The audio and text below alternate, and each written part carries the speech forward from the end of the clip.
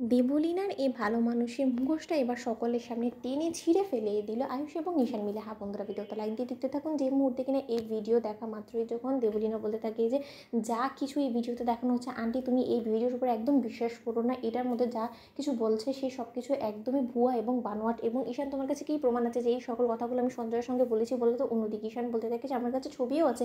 দাঁড়াও না দেবলীনা, তুমি কেন এতটা অস্থির হয়ে পড়ছো বলো তো, একটু ধৈর্য ধরো, আরও কিছু প্রমাণ তো দেখানো বাকি আছে। অন্যদিকে যখন সঞ্জয়কে সেই পার্টিতে নিয়ে আসা হয় এবং বলতে থাকে যে সঞ্জয় এবার তুমি বলবে না, আমি তোমার পেট থেকে বার করানোর ব্যবস্থা করবো পুলিশকে দিয়ে, যে তোমাকে এতগুলো টাকার প্রলোভন ঠিক কে দেখিয়েছিল এবং কেই বা কুসুমের জীবনে তোমাকে আসার জন্য ইন্ধন জুগিয়েছিল। ঠিক সেই মুহূর্তে যখন সঞ্জয় বলতে থাকে যে আমাকে দেবলীনা ম্যাডাম বলেছিল, দেবলীনা বলেছিল যে সে কোনো মতেই চায় না যে কুসুম এই বাড়িতে থাকুক এবং কুসুম এই বাড়িতে যাতে কোনোভাবে কাজ না করতে পারে, তার জন্যই সে আমাকে অনেকগুলো টাকার প্রলোভন দেখিয়েছিল এবং আমারও স্ত্রীর জন্য দুবাইতে কাজ করার জন্য পার্মানেন্ট একটা মেয়েদের প্রয়োজন ছিল এবং আমাদের দুজনের রিকোয়ারমেন্টস মিলে যাওয়া মাত্রই আমরা দুজনে একসঙ্গে এই প্ল্যানটা করি এবং এর মধ্যে কিন্তু সরাসরি ঈশানের ছোটো কাকিমণি ইনভলভ ছিল। অন্যদিকে ঈশানের ছোটো কাকিমণি বলতে থাকে যে আমি দিদি গো দিদি, তুমি বিশ্বাস করো, তোমার সত্যিই মনে হয় যে এই সকল চক্রান্তের মধ্যে আমি নিজেকে ইনভলভ করবো, যেখানে কিনা আমি খুব ভালো করে জানি যে এই সকল সত্যটা বেরিয়ে আসা মাত্রই তুমি আমাকে ঘাট ধাক্কা দিয়ে বাড়ি থেকে বার করে দেবে, তুমি একবার ভেবে দেখো তো।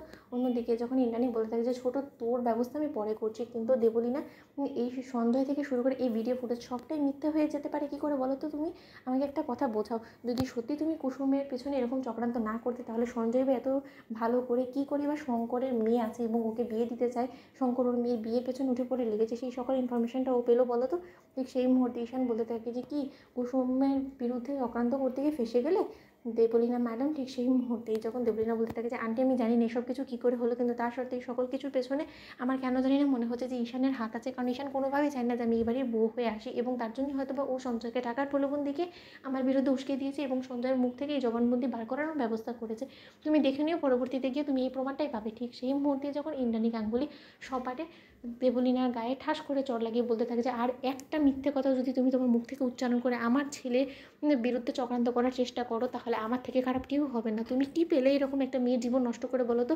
তুমি একসঙ্গে দুটো জীবন নষ্ট করে দিলে। তুমি একবারও ভেবে দেখেছো যে এই অপ্রস্তুত পরিবেশের মধ্যে আমার ছেলেটাকে বিয়ে করতে হলো কুসুমকে, এবং কুসুমও তো কোনোভাবে নিজেকে প্রস্তুত করে উঠতে পারেনি আয়ুষের স্ত্রী হিসেবে, তার সত্ত্বেও ওদেরকে একটা বিয়ের মতন এরকম একটা সম্পর্কে ওদেরকে বাধা পড়ে যেতে হয়েছে শুধুমাত্র ওরা পরিস্থিতির শিকার করলে। আর কোথায় কিনা আমি কুসুমকে ভুল বুঝছিলাম যে হয়তোবা সেদিন বিয়ের মধ্যে তুমি আমাকে যা কিছু বললে যে কুসুম হয়তোবা ইচ্ছাকৃতভাবে ওর বাবার সাথে মিলে চক্রান্ত করে আমার আয়ুষকে ফাঁসিয়েছে, এবং সেই কথার উপর বিশ্বাস করে আমি কুসুমকে ভুল বুঝছিলাম। এখন তো দেখতে পাচ্ছি যে সত্যি আমি কুসুমের কাছে একটা অপরাধীতে পরিণত হয়ে গেছি। আমার তো আমার এই অপরাধের জন্য কুসুমের কাছে ক্ষমা চাইবার দরকার এবং তোমাকে শাস্তি দেওয়া দরকার। দেবলীনা, তোমাদের লাইক এন্ড শেয়ার করো, সাবস্ক্রাইব করো।